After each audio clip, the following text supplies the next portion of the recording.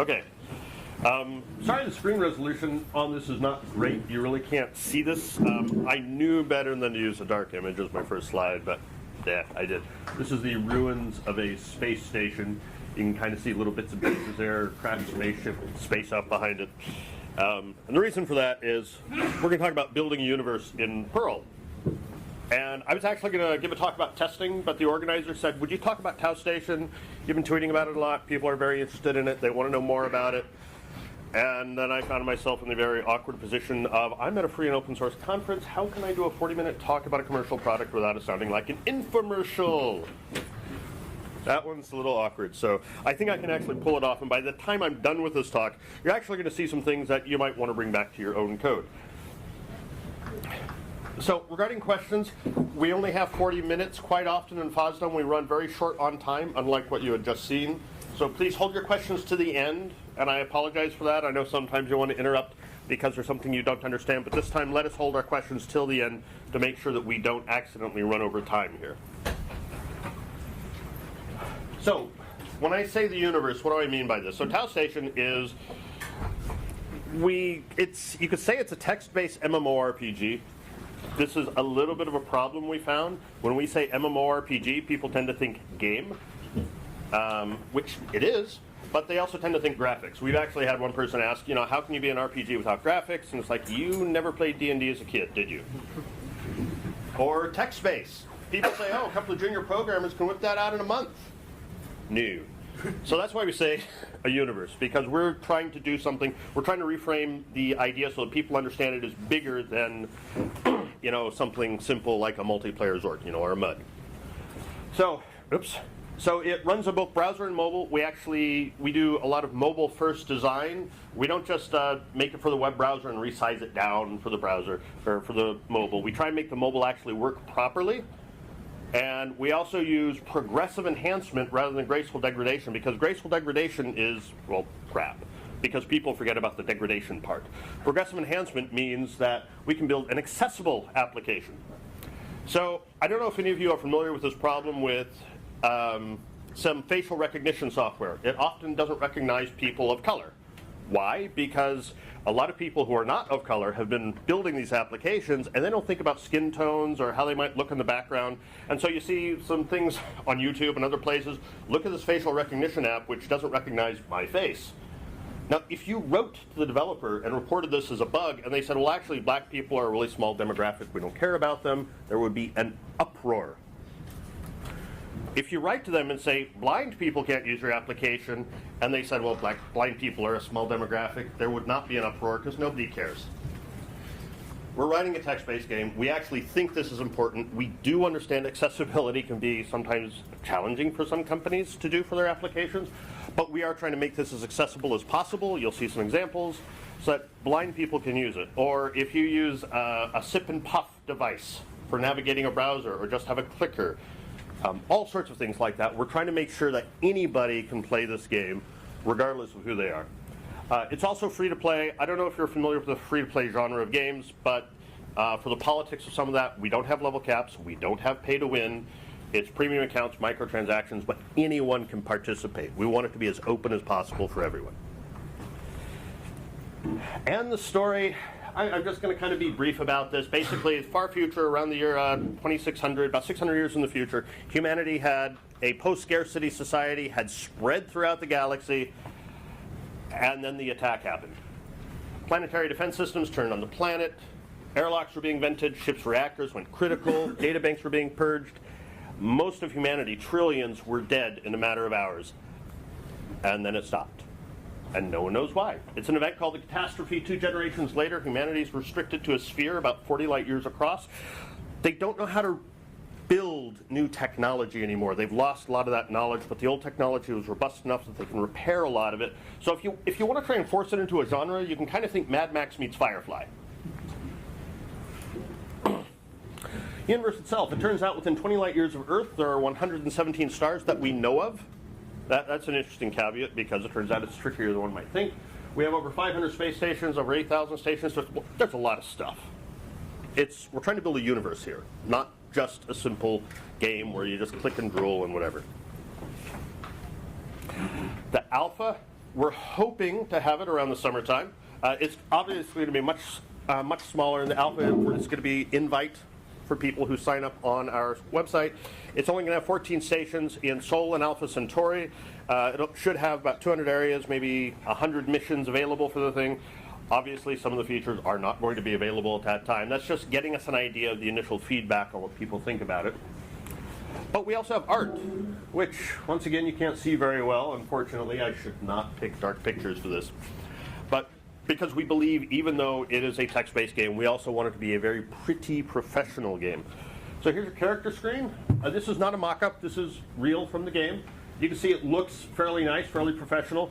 It is a dark theme. After launch, we are going to have a light theme in there for people who prefer those. We actually track a lot of information. So here's a full character screen. I had to shrink it down so you can see more of it. That gives you an idea of the amount of information we might be capturing for your individual character. You might want to take a job. There's all sorts of careers available in the game. In the far future, obviously, jobs are going to be a little bit different. We have missions. Our mission system is non-linear, except for dialogue nodes is what we call a directed acyclic graph. For those of you in more of a comp sci bent, this is not like World of Warcraft missions, go out, pick 10 flowers, come back. We have complicated missions sometimes where there's all sorts of things, and we don't always tell you what those other things are. If you get a mysterious package to deliver to Hervé in Nouvelle-Limoges, we don't necessarily tell you that there might be something else you can do with the package. But there might not be. You won't always know. And this is actually a fairly simple mission. Some of them are just mind-bendingly complicated. And you won't always know because you'll just take a straight path to the mission. But we want to have that complexity available so people can enjoy exploring different facets of their character, making different moral choices, and some of them are pretty mind-bending at times. But as you do missions, you might get money, so you want to put your money in a bank because you might get mugged, people might take the money. And if you do get mugged, you might wind up in a sick bay, or if there's no sick bay in the station, you're going to fall back to your latest clone if you elected to get a cloning license. This helps you avoid permadeath, but does have other consequences, which I won't go into right now. You can relax in a bar after work. But it's space opera, it's sci-fi. You want to go to the stars, that's what you want to do. You want to travel around, you want to see what's out there. So you go down to the port, and you hop on a spaceship. Obviously multiple different types of spaceships. This, by the way, is a star map. I wrote this in JavaScript. I was pretty proud of it, and then our front-end developer said your JavaScript sucks, and they rewrote it. They were right. You can't tell from this, unfortunately, but the colors of the stars are astronomically correct. I keep wanting to say anatomically correct. That's awkward. The colors of the star are astronomically correct. We might actually punch up those colors a little bit because it's hard to see. But we think that's important because we do like to pay attention to a lot of little details. We won't say it's hard science fiction, but we're not offensive to science. This is what the star map looks like if you don't have JavaScript enabled, or if you have a screen reader or a text-based browser, because it's accessible. That star map is a useful thing that you can click on. If you just have a little clicker with your mouth clicking around, you're not going to be able to click one of those stars. So we have this available in text form. It's much harder to use, but unfortunately that's one of the trade-offs you have when you switch to a different medium. It is available for people who have various disabilities. The game's a work in progress. This is a game flow diagram of the port. Anything in red either is in progress or has not been started yet. So we're still working on the thing. And we might have to pull back some features because this shows like around April, the done date. You can see our burn down line is getting beyond that, so we're working on trying to fix that. I needed to explain that so you can understand the complexity, the scale of what we're doing. This is big, this is complex, and it is not like your standard apps. For one thing, it's very write heavy. Trying to build a write heavy database application is a little bit more difficult. But our guidelines is, first of all, we use proven technologies. We don't want to experiment. We don't want to take chances. There's some really, really cool applications out there that we've been looking at. We thought that might make things really fascinating. No. We want to make a product that's actually stable, that's robust, that people can use. We don't want the hype. So we stick with proven technologies. Very careful about our hiring. For our clients, we promise all of them they go through our software test, and they also go through what we call a structured interview to make sure that they have the skills, the soft skills that the client needs. And we do the same thing internally, hiring for Tau Station. It's just given us fantastic developers for the project. Very happy about that. And very strong testing. As most of you know, I have been testing a time or two. I care about it. I have a manifesto I call the Zen of Test Suites, which is out there. This is not yet on SlideShare. I'll get it up there so you can get the links later. So testing, I'll talk about that first just a little bit. I won't show you any of the code, but you'll get an idea of how we approach testing. So does anyone here use test class Moose? Okay, I see a couple of hands up there. Well, of course you do, Jeff. You're working on it. So test class Moose. Test class Most was a project that was released directly out of this project. Veer was the code name for it. So test class Most came out of that, and later on people kept asking me, how do I mix Moose and test class? Well, you can't because they're both fighting over the constructor, so I just wrote test class Moose based upon my experience with test class Most. So those of you who are using test class Moose, and I know a lot of larger companies are because it's a fantastic testing framework, that comes out of this. So we're trying to give back to the community when we can. Even the code itself has to be closed source because we have to protect the secrets or else it ruins the gameplay. So that's a frustration. We'd like more to be open source, but we can't. Selenium's there, load testing. I wrote the load testing bots in Perl, and it wound up crashing my box before the dev server. So I wound up rewriting those in Golang, and now they will crush our stack quite nicely. Golang is really sweet, I might add. We have almost 11,000 tests at this point, and we track our test history. More people need to do this. I'll go into the test history in just a moment. So our test guidelines, I won't go over this. If you go out and you Google for Ovid Zen of Test Suites, you'll find it. But the test guidelines are very clear. We want our tests to be easy to write, easy to run, and they're really nice. And our test suite looks kind of like this. Oh my goodness. I won't do this again, I promise. Well, you will see it again in the presentation after this. I've learned my lesson.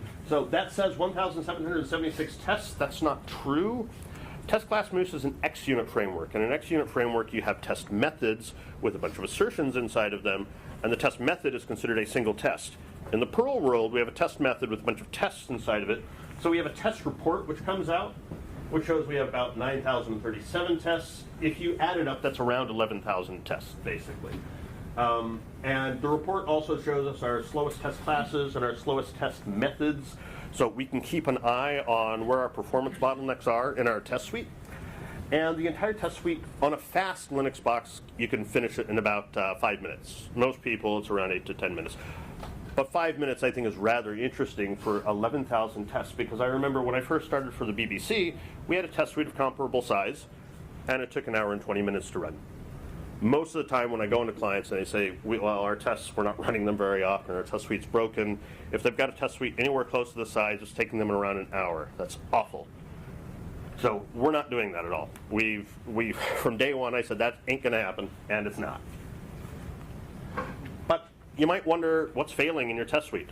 So we track our test suite state, and we run a little program called testfailures.pl, and it shows us all these test failures. So we can see the class. I've truncated some information so it fits. It'll show us the class that's failed, the name of the test method that failed, the date that it first failed, the date that it last failed, and the number of errors. And wow, that's a lot of errors we have there. That's actually kind of disconcerting. Oh, well, maybe I should just look at the test failures on master. So I restrict this to our master branch. We're using Git. And you can see the number of test errors the errors in our test suite for master branch have dropped dramatically. And actually, so you can look over here. 2 of those failures, you can't read it there, I apologize. 2 of the failures reference the leaderboard. So this allowed us to understand that our leaderboard is problematic. We've got a number of repetitive test failures there. We've looked at our leaderboard. We understand the problems with the code. So that's being rewritten in order to get around this problem. This is what tracking test state allows us to do. We don't forget about those past failures. But a lot of these last failures, the date's in 2016. So let me just look at the last 2 weeks. I have 4 errors in the last 2 weeks on the master branch, and it's testing respawning an NPC after they died. So, and actually we understand what that is. This is what This is why we pay so much attention to our test suite, because we want stuff to be robust, and we can check a lot of information over time. We also run this on our Jenkins box. So our Jenkins box also has an SQLite database tracking all of the test failures over time. The major tools that we use, just about all of these are open source. The only one that's not is JavaScript. JavaScript is open standard. It's not open source, but it's close enough. So we're using Perl 5 version 24. It's very important that we have a lot of the modern tools available for us. Golang, that's just for our load testing bot. PostgreSQL, because we need a real database. Skitch for our database management. Redis is used just for caching. If our Redis server goes down, it would hurt gameplay but not kill it. It would slow things down. You'd lose a little bit of information, but it's not critical to it. Fluentd, Elasticsearch, Git, Jenkins, usual suspects. Nothing exciting about this list, and I think that's great because there's not a lot of risk involved in it. MVC, Catalyst, Template Toolkit, DBX class. Again, there's nothing exciting about this. Very conservative in our approach to how we're writing code to make sure that we can actually focus on delivering a product and not debugging the latest thing and the greatest hype that just came out. But what does MVC look like for us? This is one of my greatest frustrations I have with tutorials for MVC. First of all, I'd like to see MVC renamed, Web MVC, renamed to AVC, Application View Controller. Because the model, I like to think of that more as an application, and then you have a controller and a view on top of that. Let me show you what I mean here. So here's one of our controller methods for the clone bat. So you go to a clone bat, you can purchase a new clone, and they will gestate a new clone for you if you have enough money and if you're actually in the clone bat. Very simple method. This is what we strive for in our controller methods. No logic. We do not want logic in our controller methods. More to the point, thin controllers, damn it. The reason we don't want logic in our controller methods is, first of all, when you write tests for that, and your error is 500. What was that? Can I get a stack trace? Well, sometimes that's very difficult when you're going through, using mechanize or something like that to dig in there to find out what the actual error is. You have a whole layer of stuff which is irrelevant to the error in question that you have to dig through to get down to the actual error. So that makes it frustrating when you're testing. And also, it's hard to reuse the logic quite often that you have embedded in controller methods. Controller methods, just think of them as your API. You don't put logic in an API. It just dispatches between the view and the application. And in this particular case, if you purchase a clone, we don't have an independent page. We just give some messages back to the character, and we need to go back to the main clone bat page, so we just forward back to the index. Our controller methods, we strive to get them as simple as possible. And this is what a clone method can look like. Now, bear with me. I don't like to put a lot of code on a slide. I apologize for that, but let me walk you through this so you understand what's going on here. This is our clone method. First thing we do is we croak if they're not in the clone bat. Actually, we don't. We log the error. But basically, we have to make sure that they're in the right area in order to clone. We check to see if they have enough money. And then we start and end a transaction there. We remove the money from their wallet, and then we do the actual gestation of the clone. And then we send a message back to the character letting them know what happened. There's actually a number of problems with this, which I won't go into right now. But the biggest problem we have is, so this is the result you get back. You have purchased a new clone, how much it cost you, and then some narrative text about a clone swelling up in the clone bat or whatever. That is ugly code, though, because look at all of that. So this was actually in our clone class, and our clone actually shouldn't be rummaging around in the character's wallet. The clone class shouldn't be caring about the area of the space station that you're in. Clone class should be just gestating a new clone. There's a real confusing mix of responsibilities there. So, and plus, all of this stuff, if I'm doing another action, if I want to scavenge in the ruins, I need to check to see if I have enough stats, if I'm in the right area, all sorts of actions I need to do where this sort of behavior needs to be shared, and I don't want to write this code over and over again. So now, we have what we call economic exchanges. So this is what our clone method looks like now, getting a new clone. We check our steps. We assert the location is an area clone bat, wallet, pay, the price of the clone, and then clone gestate in that area. This middle thing is an area pay gestate. That's actually a method called on an economic asset. I won't go into details, but basically we have a declarative way of asserting all of these things must happen in this order, more or less, in order for this thing to happen. If any of those steps fail, it all rolls back. We typically don't even hit the database until we get to the end. There's a lot more stuff in there, such as, if it fails, do this, if it succeeds. But it's a much, much simpler way of writing this. And now I can share this self is an area clone vat, self is an area ruin, self is an area bar. I can share all of these behaviors very easily, and it makes writing new behaviors for the game trivial. So this was the old method. This is the new method. In fact, we'd probably want to fire the guy who wrote the old method, but that was me. So one of our devs looked at it and said, hey, that sucks, dude.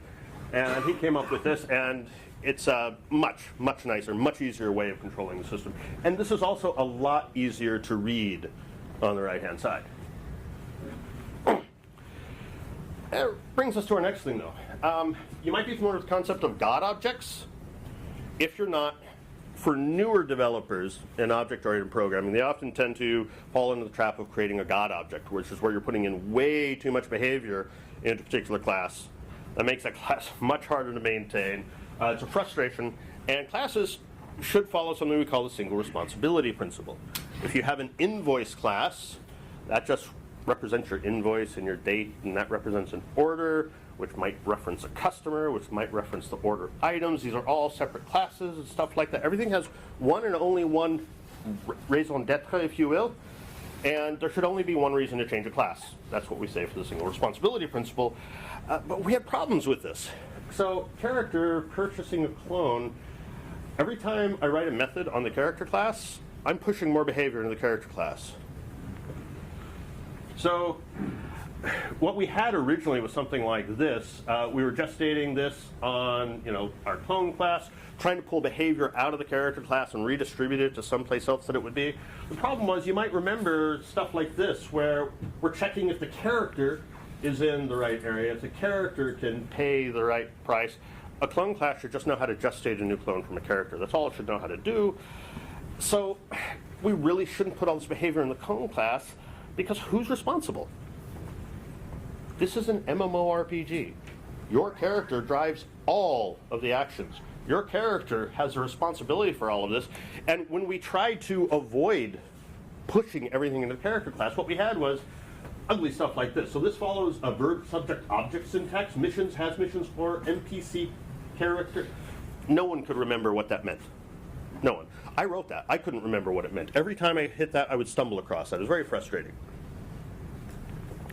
Whereas, if we go to subject verb object, and we try very hard to keep the subject verb object syntax within our code, we have if NPC has missions for character, no one is unclear about that, assuming they speak English or speak it well enough, they understand SVO languages. This is perfectly clear, but it means pushing the behavior back into the character class.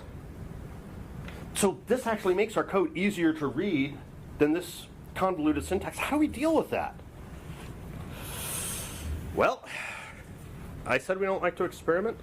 I lied. Partial classes. I don't know if you're familiar with them. So imagine you have an IDE. And your IDE, you're designing a class in your IDE, and you have a particular attribute, and you annotate that attribute, and the IDE says, oh, I need to make a getter and setter for that attribute.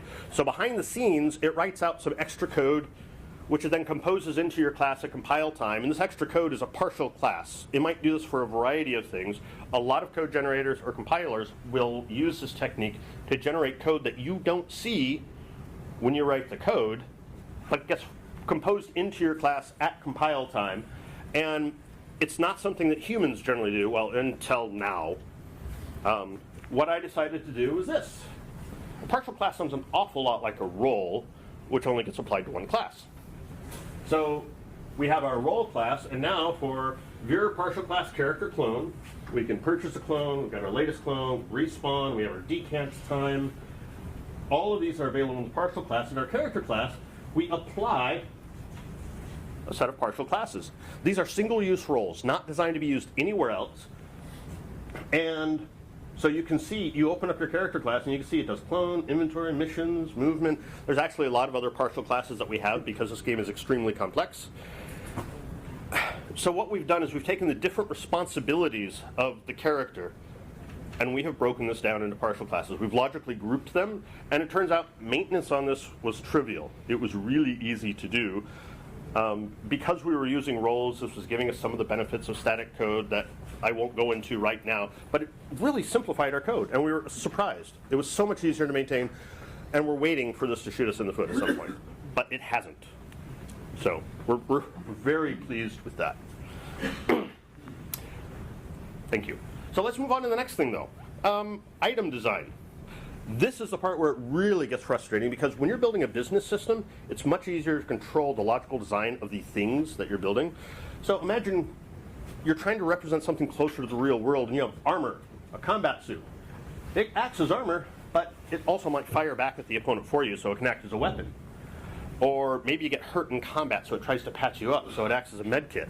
Or you get scared in combat, and it tries to whisper nice things to you to build your morale, so it acts as a psychiatrist. Single responsibility, my ass, pardon my language. How does that work? How do you model something like that? So, oh, that's just a picture of a medkit item. Sorry, that shouldn't be there. Entity component system. It is a pattern very commonly used in regular games.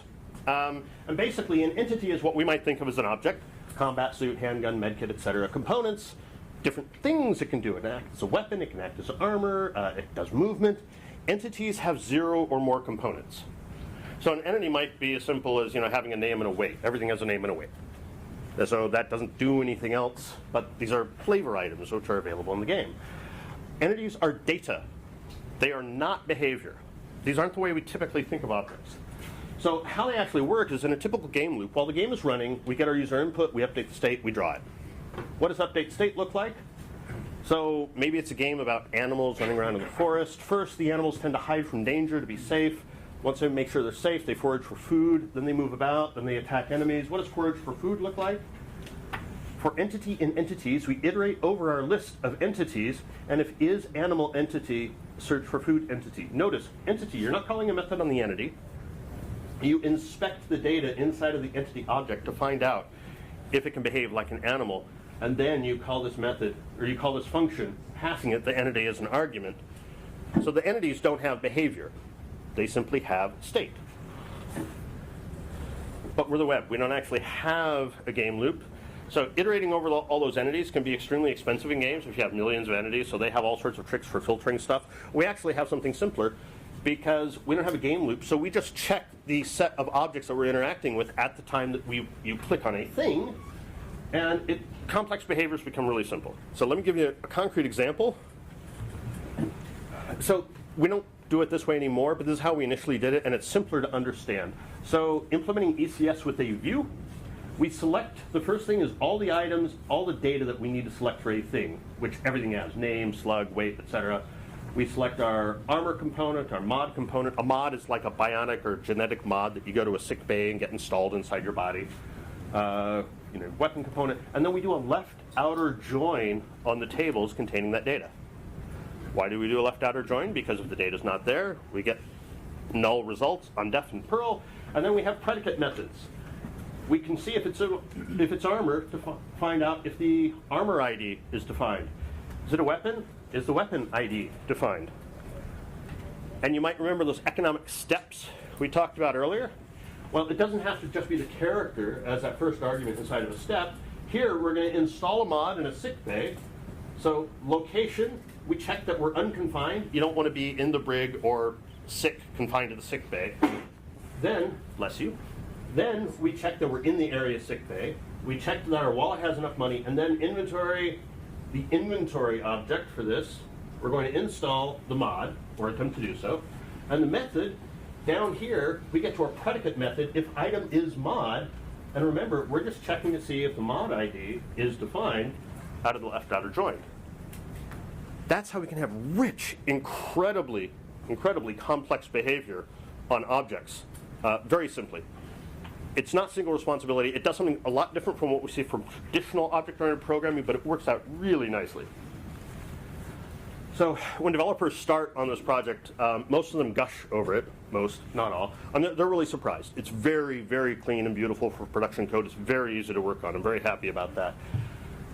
If you go out to taostation.space, you can see the webpage, and there's a blog link there, or you can sign up for the newsletter if you want to, and that'll give you a little bit more information about it. We actually haven't sent anything on the newsletter yet because we don't want to spam folks. That'll make you eligible for the alpha if you want to play. You can also follow us at Tau Station on Twitter. That's interesting because we're not just talking about the game. We're also sharing the latest science news, the latest science fiction news. If you're a science and science fiction buff, following this feed is just awesome. It's a lot of fun. And as usual, we have two choices now. I can A, take questions, or B, I have some bonus slides about some of the science involved. Every time, I love it. So has anyone here read the series The Expanse or watched the television series? Okay, cool. So a lot of times I see people complaining about one of the initial ships in the game called the Canterbury is an ice hauler going out to the rings of Saturn, mining ice, bringing it back. Water's ridiculous. That's kind of a joke. Why would you have ice mining? The average person in the Western world consumes a cubic meter of water every 2 to 3 days. And you think, no, I don't. I'm nowhere close to a cubic meter of water. Yeah, you drink, you flush, you bathe, you mop your floors, wash your dishes, watering the lawn. You go through a lot of water. Huge amount of water, and people don't think about it. So, just keeping the math simple, that's about 100 cubic meters of water per person per year. But a cubic meter of water, that's 1,000 kilograms, or a ton. Each of you goes through 100,000 kilograms of water a year. So 10 people, that's 1 million kilograms. We're supposed to have 80 people in this room. You're going through 8 million kilograms of water per year. Just the people in this room. That's a lot of water. How's this actually going to work on a space station? So let's assume we have 100,000 people on a space station. That's going to be 100 billion kilograms of water a year. If we were to hit 99% efficiency at recycling, and that ain't going to happen. I don't care how far in the future you get. It's not going to happen. That's going to be 100 million kilograms of water. And in case you're wondering, largest animal on Earth right now is a blue whale. That's about 700 blue whales worth of water. That's a lot, and that's heavy. For comparison, by the way, the International Space Station is 70% efficient at recycling. They were hoping to be 85% efficient, but they found a lot of the water they had was too acidic, so they couldn't get there. In the future, though, you're going to have a lot more space stations docking and undocking, or ships docking and undocking at space stations. The airlocks are going to open and close a lot more often. A lot of the water is going to be used as reaction mass and maneuvering thrusters. You will not hit 99% efficiency, but you're going to need a lot of water. So just for that small population, that's a small town, 100 million kilograms of water. That's assuming beautiful, beautiful efficiency at recycling. So ice mining is going to be a major industry in outer space. And as a result, it is something which we're going to be bringing to the game later on. It's not going to be in the alpha. But it's an important thing, and we do want to pay attention to the science. To calculate the orbital velocity of something, I've got this formula memorized at this point. What you do to calculate the orbital velocity of a satellite, this is the simple version, but it's fairly accurate. You take the gravitational constant, multiply that by the mass of the thing you're orbiting around, and then the radius is the distance of the item from the center of that mass. Note, you don't actually have to consider the mass of the item that's doing the orbiting. You just need the central mass. And for Tau Station, the primary space station, and the first space station in the game, it's orbiting around Mars. So we take the mass of Mars, multiply it by the gravitational constant. It's orbiting at a radius of about 11,000 kilometers. We multiply it by 1,000 because gravitational constants measured in meters. That gets us the velocity of the space station, and that turns out to be extremely important for our game. By comparison, so the International Space Station, orbital radius, almost 7,000 kilometers. The altitude is considerably different. International Space Station is 400 kilometers versus almost 8,000. Tau Station moves at 1.9 kilometers per second, which is actually really slow because the International Space Station is 7.66 kilometers per second and takes about an hour and a half to orbit. Tau Station takes almost 10 hours to orbit Mars. What that allows us to do, knowing this information, our get radians method up there. We have our elapsed time, which is the epoch, our current epoch minus the epoch of the game. That tells us our lap time in seconds. We get the orbit time of the particular space station. We do a mod. Basically, you divide it. You just take the remainder. That gets rid of all the preceding orbits.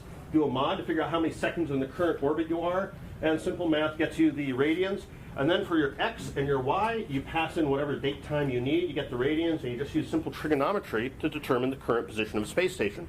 What that means is the cron job that I had written to update the position of space stations has been deleted, because now we can determine the position of the space station at any time on the fly, and space station data is now immutable, which solves a number of problems we had in the game. We do assume station orbits are, are circular. Keeps things simpler, but it's fairly accurate. And this is important because we can now calculate the distance between two space stations. Again, simple trig. Because you want to travel a lot, and you need to know the travel time between the different stations. If you go to the port and you just refresh that page a few times, you'll see the price changing, you'll see the travel time changing, because we actually, again, it's stuff that we pay attention to. Even the information time. Sending an email to someone else, we try to calculate how far away they are so that the email gets delayed. It's not going to be instant, because this is space. So that's the basics of it. I hope you enjoyed it. Does anyone have any questions? This one, yes. Which kind of database system do you have to sustain all that drives or actions? What kind of database system? Yes, because I saw that kind of joins. You have a lot of queries like that. Okay, so behind the scenes, how do we actually handle that? There's a lot of joins. Yes, it's very expensive. So there's a couple of things we do. First of all, it's PostgreSQL underneath. We strive very hard to have a properly normalized database as much as possible so that we don't have to worry about the problems with that. And because the core item information doesn't have to change, you can cache that. So all of that is trivial to cache. Now, when you get the item and it gets inserted into your inventory, then it's no longer as easily cacheable, because the item might get damaged, it might get reduced. But primarily, it's just stuff that we can easily cache using Chai, and we use Redis as the backend for that. Which also means if that goes down, we can still go back to the database and fetch it. So you would lose some performance, but that's why we like immutable data as much as possible. It makes caching easier. Any other questions? Yes? Not at the present time. It is something that I had looked at from time to time, but no. So most of the time, for the speed at which the ships travel, and behind the scenes, we were actually considering like the G-force you would have when you were traveling. Relativity did not make a difference in most of those calculations, so we decided to not use that. That may change in the future. Are there any other questions? Yes? Why Perl? That's actually an excellent question. So I started this project back in 2010 and then got it dropped because I had a book deal and we had a brand new baby, and then we moved to another country, and those kind of interfere with things. But when I first started, I was thinking, oh, maybe I should try something different, like, Rails or something like that. And then I realized, actually, I want to make a commercial product. I don't want to take risk on this. So it was a decision from day one that I want to stick with something that I know works, that I'm not going to be stuck wondering how I do this particular thing for a long time, because I didn't realize I'd have a large team behind me. So Perl works. It's rock solid. It's battle tested. It's been around for 25 years. And I don't have to worry about whether or not I can do what I need to do. It's going to do it. But it hasn't been battle tested with large-scale games. You're not familiar with Lacuna Expanse? There's a number. So Booking.com is the 4th largest e-commerce site in the world. The entire backend, almost the entire backend, is written in Perl. Perl handles large loads. There's nothing unusual about that. Most of the performance issues you have with stuff like that are in your network or your database I/O, stuff like that. It's typically not CPU bound, so I'm not worried about Perl with that. Any other questions? The last one. Yes. How do you manage synchrony between user actions? So you have a user that makes a change in an item, and that affects another user. How you manage that? The problems with race condition? The problems with race conditions there, most of that is how do I manage the user actions to avoid race conditions and stuff like that is what he's asking about, making sure they're synchronized. So some of it is simpler because you're in a different room, and if I'm impacting a thing, it's not going to impact you. Other items, it is we check to see everything that can be done, and then we have a transaction in as tight a loop as possible so that we don't we try to avoid rummaging around in the database a whole bunch and, you know, do a lock beforehand and then do a whole bunch of stuff. We try and keep those transaction times as small as possible. We did actually find a case where we had some locking in an unfortunate position, and that's part of the reason why I wrote the bots in Golang to really smash our stack to catch issues like that. So in this case, it's finding out what actually has a real impact in solving that.